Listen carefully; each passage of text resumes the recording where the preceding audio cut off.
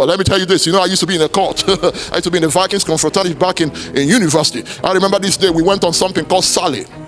Sale is like a picnic. It's a dangerous, bad picnic. This was on Sunday. We had gone into the bush, sighted the island, they call it. Things will happen there. We're going to dance around the bonfire.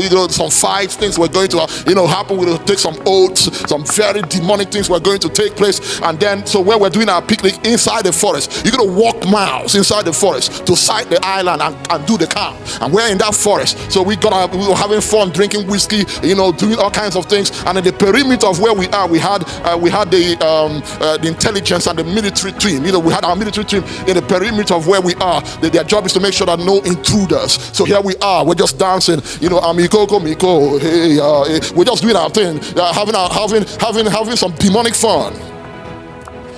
The next thing we heard some people moving, coming towards where we're having our picnic. So the guys who were our cult guys whose job, you take shift, whose job was to keep security, said, "Who goes there? Who goes there?" The people were saying, "Who goes there?" They just replied, one gunshot, tar. So we brought our own Orca-made gun and we shot tar.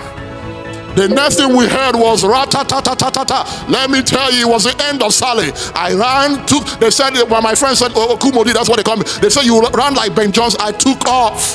End of Sale, because we had come into a gunfight with an Orca-made guns. The people we are fighting have turned up with an AK-47. When we shot tar, their reply was rat-ta-ta-ta-ta. We got up and ran for our dear lives. It was pathetic. You say, "Pastor, why are you telling us that story?"